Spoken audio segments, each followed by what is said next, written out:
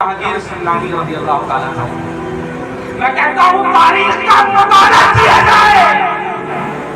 سرکار مخدوم اعظم جہانگیر سنگانی صرف سمنا کے بعد سبحان اللہ. میں کسی کی تفسیر بیان کرنے کے لیے یہاں پہ نہیں بیٹھا ہوں. میں کسی کی تفسیر بیان کرنے کے لیے میں ان کی جوتی میرے سر کا تاج، وہ سمنا کا بادشاہ، یہ ہرات کا بادشاہ، یہ سمرقند کا بادشاہ، یہ بلخ کا بادشاہ، یہ بخارا کا بادشاہ. مقام و مرتبہ سمجھنے کی ضرورت ہے کہ ہم کس بادشاہ میں بیٹھے ہیں اور ہم کس کے غلام ہیں. ہم کس کے غلام ہیں یہاں پر بیٹھے ہوئے. ارے ہمیں اپنی غلامی پر فخر کرنا چاہیے کہ ہم اس بادشاہ کے غلام ہیں. بہت سے لوگ کہتے ہیں نا کہ ہم غلامان فلاں ہیں. ارے ہم فخر سے کہتے ہیں کہ ہم غلام کے غلام نہیں بلکہ سلطان کے غلام ہیں.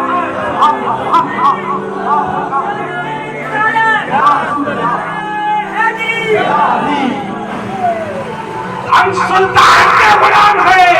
ان کی غلامی کا پٹا ہمارے گلے پر آج لگا ہوا ہے. اس لیے ہم بھی آج اپنے فخر سے کہتے ہیں کہ اس بارگاہ کا غلام ہے، اس سلطنت کے غلام ہیں ہم، کہ جس نے ٹھوکر مار کر تاج کو یہ بتا دیا کہ نانا کے دین سے بڑھ کر کچھ نہیں ہوتا. اس بنجر زمین پر آج یہاں پر آپ لوگ دیکھتے ہیں کہ یہاں پر صرف پتھر ہی پتھر نظر آتے ہیں. عزیزان گرامی، پتھروں کے شہر پر آج یہ جو باغیچہ لگایا ہوا ہے سرکار پیر مبارک علی شاہ، بندیل کھنڈ کو فتح کیا ہے جو آج حضرت سرکار پیر مبارک علی شاہ نے.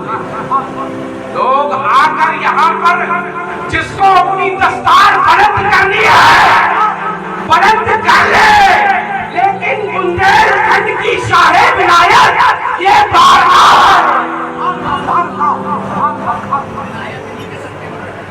اور اس بندیل کھنڈ میں ازل سے ابد تک یہ جو ولایت بڑھتی ہے یا جو بڑھے گی وہ مولا متقیان کے صدقے میں پیر مبارک علی شاہ کے دستے اقدس سے.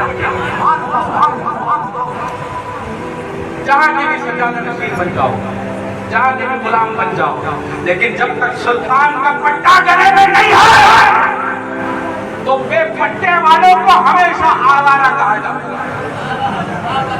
تو الحمدللہ ثم الحمدللہ ہم اس سلطان کے کتے ہیں اور وفاداری ہمارے خون میں ہے، اور انشاءاللہ تا قیامت یہ پٹا ہمارے گلوں پر ہمیشہ موجود رہے گا. یہ سلطنت کر پوری بڑی بڑائی سلطنت ٹھوکر مار دی. نانا کے دین کے لیے بندیل کھنڈ آتا ہے، نانا کے دین کو فروغ دینے کے لیے بندیل کھنڈ آتا ہے. عزیزان گرامی، پورا کا پورا خاندان کا. اگر ہم دیکھیں تو تصور کریں کہ ہم لوگ ان کی زندگی میں امام حسین کی زندگی کو کہ ایک نے نانا کے دین کے لیے مدینہ چھوڑا تھا. یہ سنت آج انہیں سنت حسینی سے سیکھی. ایک نے ایک اولاد نے نانا کے دین کے لیے مدینہ چھوڑا، ایک نے عراق چھوڑا، ایک نے اپنا خاندان مدینے میں چھوڑ دیا، سب کچھ مدینے میں چھوڑ دیا. ایک نے ساری سلطنت ساری بادشاہت سب کچھ ترک کر دی. کس کے لیے؟ نانا کے دین کے لیے. عزیزان گرامی، ہمیں سمجھنے کی ضرورت ہے سرکار پیر مبارک علی شاہ آخری ہراتی کی زندگی کو اور اس بارگاہ کو لالچ ہے بغیر کسی حرص کے آپ استعفیٰ دے دو. وہ دے گا؟ ہرگز نہیں دے گا. لیکن قربان جاؤں سرکار مبارک علی شاہ کہ جس نے بادشاہت کو ٹھوکر مار کر یہ کہا کہ اپنے نانا کے لیے میں سلطنت کو چھوڑ کر مار سکتا ہوں، کیونکہ میرے جب کربلا کے میدان میں اپنے چھوٹے علی اصغر کی پرواہ نہیں کر سکتے تو یہ مبارک علی شاہ کی سلطنت کی پرواہ کیسے کر سکتے؟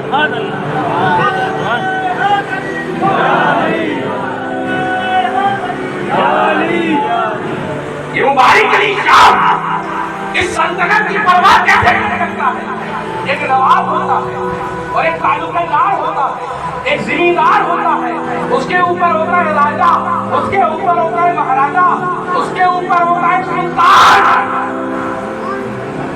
اس کے اوپر ہوتا ہے سلطان، اور یہ بارگاہ کسی نواب کی نہیں، زمیندار کی نہیں، تعلقہ دار کی نہیں، کسی راجا کی نہیں، کسی مہاراجا کی نہیں، بلکہ سلطان کی بارگاہ ہے، جو بلخ کا بادشاہ تھا، جو سمرقند کا بادشاہ تھا، جو بخارا کا بادشاہ تھا، جو ہرات کا بادشاہ تھا، اور اس بڑی بنائی سلطنت کو ٹھوکر مار کر دین محمدی کے لیے، اپنے نانا کے دین کے لیے نعرہ تکبیر، نعرہ رسالہ، سیدان مبارک علی شاہ، سیدان مبارک علی شاہ۔